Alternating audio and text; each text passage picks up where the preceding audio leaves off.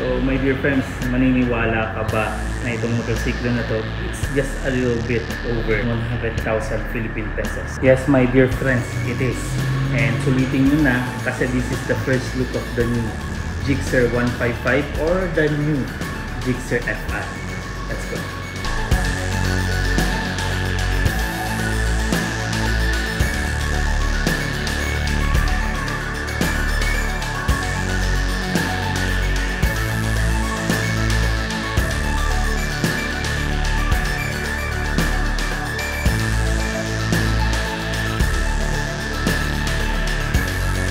Itong motorsiklo na to my dear friends, may tatlong sequence. Meron siyang DRL. Ayan, yung parang pangil niya sa kanyang headlight. Very beautifully done.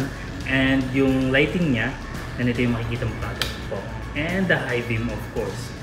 Beautifully done. All LED my dear friends sa kanyang headlight. Ang kanyang turn signals, bulb, but still beautifully done if you're going to ask me. Sa likod naman, ganito po tayo. Ang kanyang taillight, very beautifully done.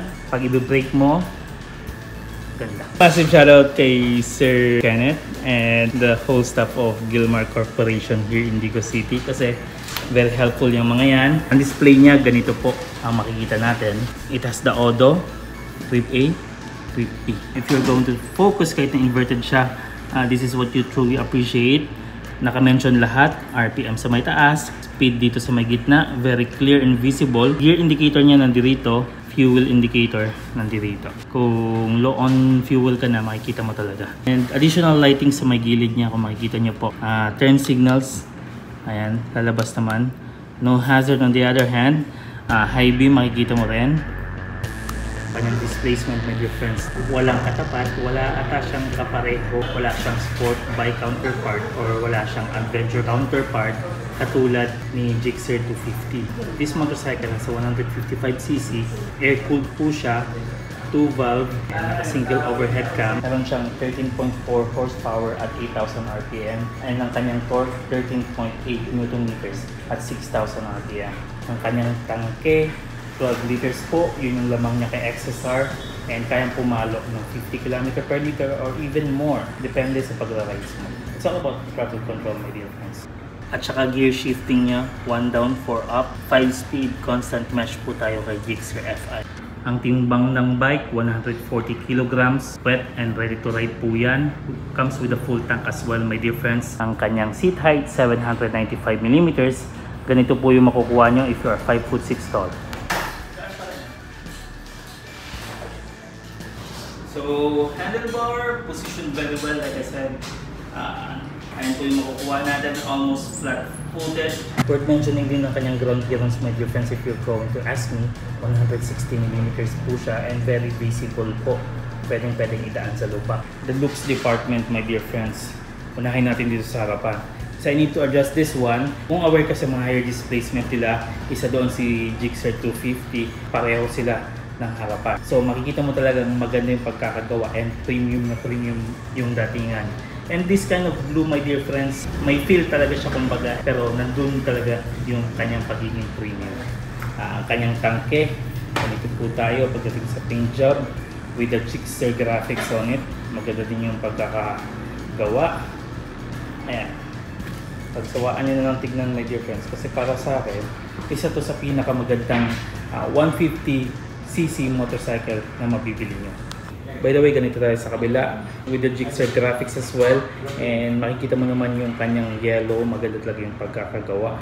Emblem on this part and glossy black finish on this part my dear friends. Ang ganda! Para kang bibili ng mamahalin na motorsiklo.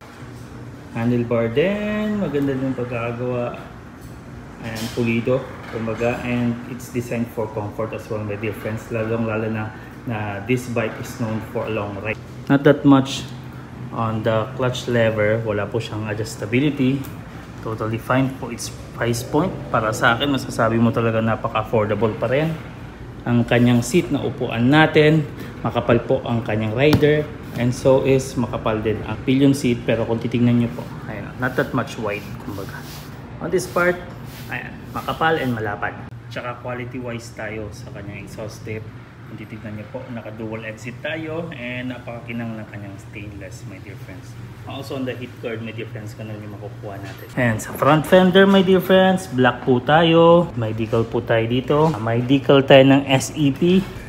Ayan, I'll remind you again, 50 km per liter for 150cc motorcycle. Okay na okay po yan. And sa rear naman, ganito po tayo. Big bike yung datingan niya. The finish on the grab bar as well, beautifully done. And yun nga lang, medyo may konting cut siya. Hindi po detachable ang kanyang pillion peg, but still, welded properly and beautifully done. Pagdating naman sa kanyang foot control, sa kanyang heat guard, meron tayong makikita ang silver finish. Is maganda po yung pagkakagawa. Natatakpan niya yung brake cylinder sa may rear. Same thing as on this one, my dear friends. Maganda po ang pagkakagawa. Hindi pinagdamot. And in addition of the design, ayan po, meron tayong center stand. May angulo talaga siyang big bike, my dear friends. Or yung tipong masasabi mo para siyang big bike dito sa parting ito. Ayan, makapal talaga siya tignan. At sa kanyang may tangke. Up to the daylight, my dear friends, magugustuhan mo talaga siya. Pagdating sa kanyang front suspension sa harapan, non-inverted po tayo. And sa kanyang likuran, monoshock with a preload adjustability. Na-appreciate ko rin yung neon or yellow graphics niya sa kanyang wheels. Maganda yung pagkakagawa.